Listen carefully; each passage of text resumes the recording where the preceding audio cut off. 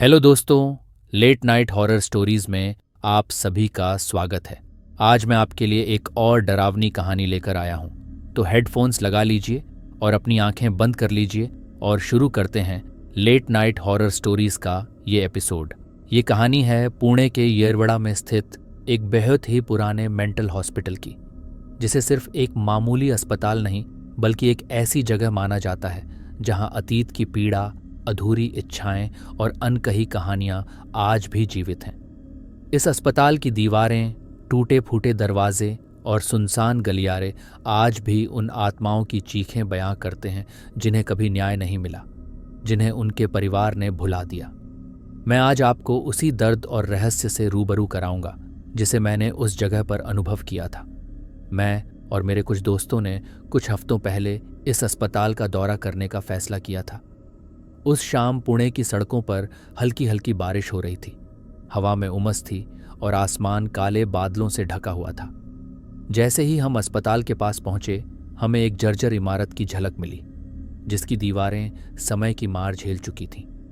वहां का वातावरण कुछ ऐसा था मानो समय रुक सा गया हो और अतीत के अंधेरे साए आज भी जीवित हों। हमने अस्पताल के मुख्य द्वार के पास पहुंचते ही उस पुराने जंग लगे दरवाजे को देखा। मेरे हाथ में फ्लैशलाइट की मंद रोशनी थी और मेरे दिल की धड़कन हर कदम पर तेज होती जा रही थी। मेरे दोस्तों के चेहरे पर भी डर और उत्सुकता साफ झलक रही थी। किसी की आंखों में गहरा सवाल था तो किसी के होंठों पर चुपचाप डर के संकेत थे। मैंने उस दरवाजे को धीरे से धक्का दिया और चरमराती आवाज ने हमें अंदर आने का संकेत दिया। अंदर घुसते ही हमें एक लंबी अंधेरी हॉल मिली, जहां दीवारों पर पुरानी तस्वीरें टंगी हुई थीं। उन तस्वीरों में मुस्कुराते चेहरे अब धुंधले पड़ चुके थे, मानो वे भी उस दर्द को महसूस कर रहे हों जो इस जगह में समाया हुआ था। हॉल में एक अजीब सी ठंडी हवा बह रही थी और मेरे कदमों की आवाज गूंज रही थी। हर कोने में ऐसा महसूस हो रहा था जैसे कोई अदृश्य निगाहें हमें देख रही हों।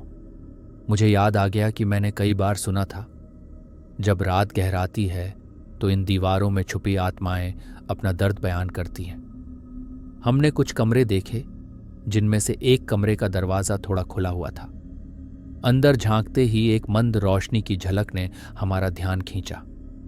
कमरे के अंदर की दीवारें झुर्रियों और निशानों से भरी थीं और बीच में एक पुराना बेड पड़ा था जिस पर धूल की मोटी परत जमी थी। एक तरफ एक टूटी हुई खिड़की थी जिसके शीशे पर जंग लगी थी।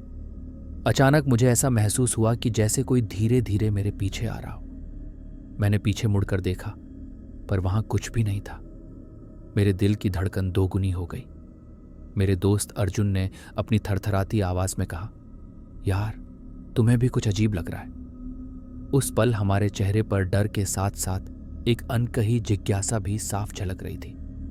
हमने एक दूसरे का हाथ थामे और उस कमरे में वापस गए जहां हमें कुछ अनसुनी आवाजें सुनाई दे रही थीं। मदद करो, हमें छोड़ दो। वे आवाजें इतनी धीमी और दर्द भरी थीं कि हमारे रोंगटे खड़े हो गए। जैसे ही हमने उस कमरे से बाहर कदम रखा, हमें लगा कि दीवारों से कुछ साए धीरे धीरे बाहर आ रहे हैं। मेरे अंदर एक अजीब सी बेचैनी थी और मैंने महसूस किया कि ये जगह सिर्फ एक पुरानी इमारत नहीं, बल्कि एक जिंदा इतिहास है। एक ऐसा इतिहास जहां हर दीवार, हर दरवाजा एक दर्द भरी कहानी कहता है। उस रात के बाद मेरी नींद उड़ गई। हर रात सपनों में मुझे वही कमरे, वही अंधेरा और वही दर्द भरी आवाजें सुनाई देती थीं। मैं जागते ही पसीने से तर हो जाता और मेरे अंदर ये सोच चलने लगती कि शायद मैं उस जगह का एक हिस्सा बन चुका हूं, जहां दर्द और अधूरी इच्छाएं हमेशा के लिए बसी रहेंगी। मेरे कुछ दोस्तों ने तो ये भी दावा किया कि उन्होंने उस कमरे में एक छाया को देखा जो धीरे धीरे उनके पीछे पीछे आ गई। उन सभी अनुभवों ने मेरे अंदर एक गहरा सवाल खड़ा कर दिया, क्या ये सभी घटनाएं केवल हमारी कल्पना है या फिर वास्तव में यहाँ कुछ है जिसे हम समझ नहीं सकते। अगले दिनों में हमने अस्पताल के इतिहास के बारे में छानबीन करना शुरू किया। पुराने रिकॉर्ड्स, पुलिस रिपोर्ट्स और डॉक्टर्स के बयान हमें बताते हैं कि इस अस्पताल में कई बार ऐसी घटनाएं घटित हुई हैं जिनका कोई लॉजिकल समाधान नहीं मिल पाया। एक बूढ़े कर्मचारी ने मुझे बताया कि कई साल पहले यहाँ एक जवान लड़की सुमन लाई गई थी, जिसे उसके परिवार ने पूरी तरह से भुला दिया था। सुमन की कहानी बहुत दुखद थी। उसके दर्द और क्रोध की आत्मा आज भी इस अस्पताल में भटकती है। कहते हैं कि रात के समय जब पूरा अस्पताल सुनसान हो जाता है तो सुमन की चीखें दीवारों में गूंज उठती हैं। उस कर्मचारी की बातों ने मेरे अंदर एक अजीब सा डर और दया का भाव दोनों भर दिए। मैंने तय किया कि मैं उस सच्चाई को जानूं जो इन दीवारों में छुपी हुई है। एक दिन मैं और मेरे दोस्त विवेक ने अस्पताल के उन पुराने हिस्सों का इंस्पेक्शन करने का निर्णय लिया जहां आमतौर पर कोई जाने की हिम्मत नहीं करता। उस रात का मौसम बिल्कुल वैसा ही था जैसा हमने पहली बार वहां देखा था। अंधेरा, भारी बादल और एक अजीब सी ठंडक। जब हम उस कमरे के पास पहुंचे जहां सुमन की आत्मा के बारे में कहते हैं तो हमने देखा कि दरवाजे पर एक पुरानी बंद घड़ी लटक रही थी। हमने दरवाजे को खोला और अंदर कदम रखा। कमरे में एक पुरानी मेज, टूटी कुर्सी और सुमन के पुराने मेडिकल रिपोर्ट्स बिखरी हुई थीं। मेज पर रखी एक पुरानी तस्वीर में सुमन की आंखों में गहरी उदासी थी, मानो वो अपने अतीत के दर्द को बयां कर रही हो।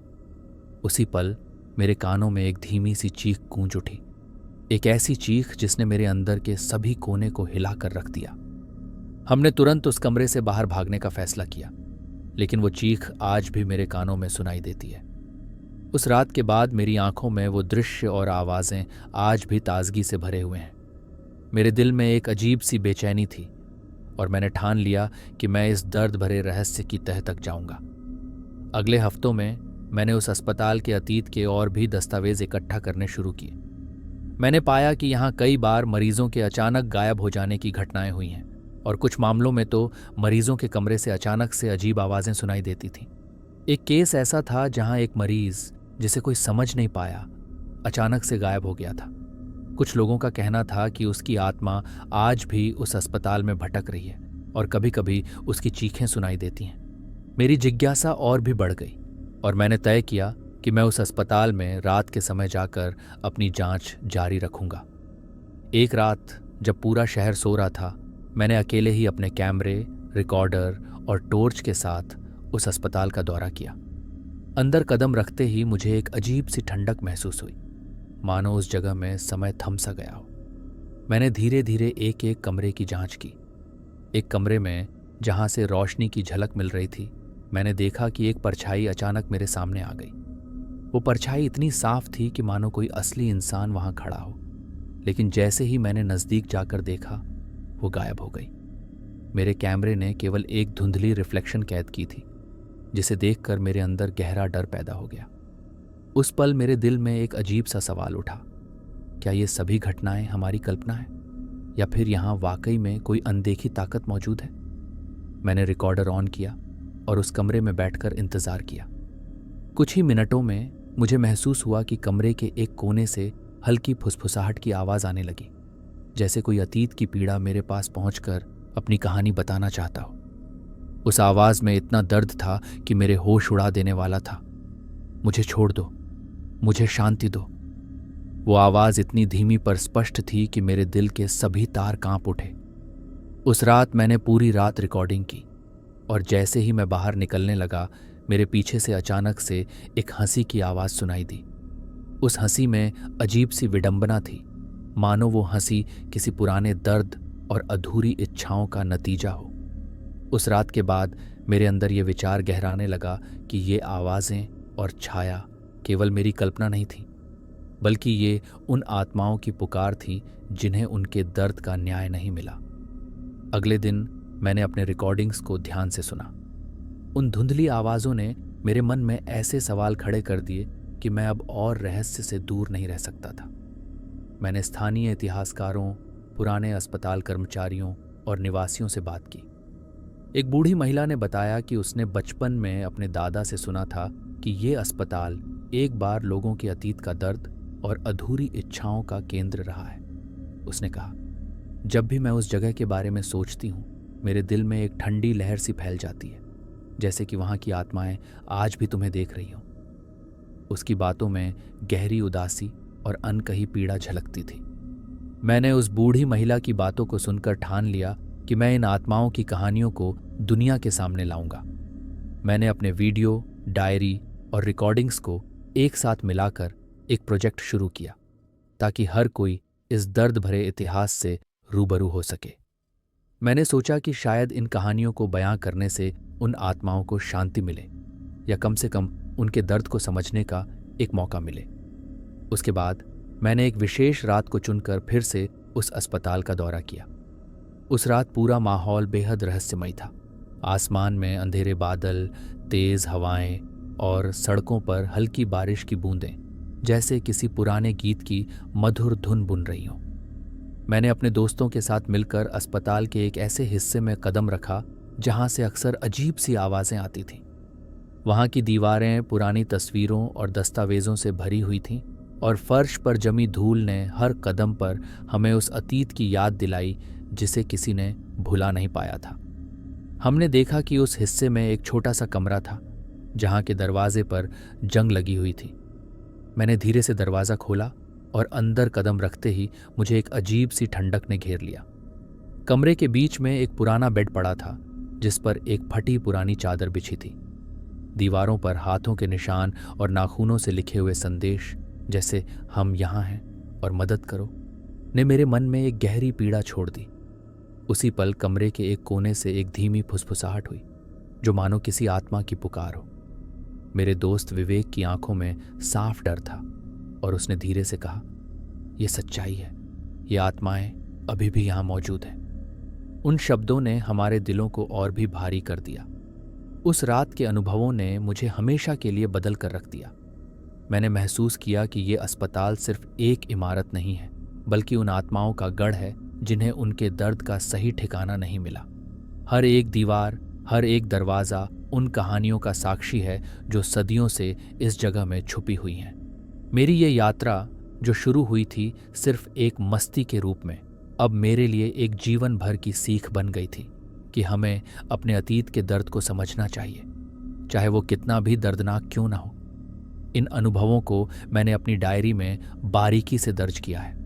हर दिन, हर रात की घटनाओं, हर आवाज़ और हर परछाई को मैंने शब्दों में पिरोया है। मैंने लिखा है कि कैसे एक रात मेरे कमरे की खिड़की के बाहर अचानक से एक आकृति प्रकट हुई जिसकी आंखों में अनकहा दर्द था। उसने बिना कुछ कहे मुझे घूरा और उस पल मुझे ऐसा महसूस हुआ जैसे वो आत्मा मेरे अंदर के गहरे दर्द को समझ रही हो।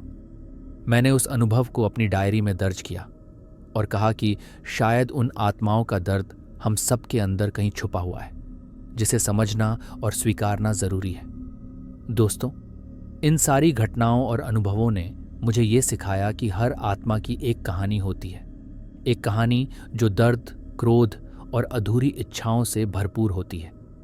जब भी मैं उस अस्पताल की याद में डूबता हूँ तो मुझे लगता है कि वहाँ की दीवारें और दरवाजे अभी भी उन कहानियों को गुनगुना रहे हैं। वो कहानियाँ जिन्हें मैं भुला नहीं पाया बल्कि जो मेरे दिल में घर कर गई हैं। मेरी ये कहानी यहीं समाप्त नहीं होती बल्कि ये एक ऐसे सफ़र की शुरुआत है जिसमें मैंने उन अनसुनी कहानियों को जानने और समझने की ठान ली है। मेरा मानना है कि हमें अपने अतीत के दर्द को समझने का साहस रखना चाहिए ताकि हम उन आत्माओं की कहानी सुन सकें जो आज भी हमारे साथ हैं। तो दोस्तों, कैसी लगी आपको ये कहानी? अगर पसंद आई हो या डर लगा हो तो कमेंट करके ज़रूर बताइए और लाइक और सब्सक्राइब करना ना भूलें। अगर आपके साथ भी कोई डरावना एक्सपीरियंस हुआ है और आप चाहते हैं कि मैं आपकी भी कहानी अपने चैनल पर सुनाऊं, तो आप अपनी कहानी मुझे ईमेल कर सकते हैं। ईमेल आपको डिस्क्रिप्शन में मिल जाएगी, तो अपनी कहानी ज़रूर शेयर करें। फिर मिलेंगे अगले एपिसोड में कुछ और डरावनी कहानियों के साथ। तब तक के लिए अलविदा।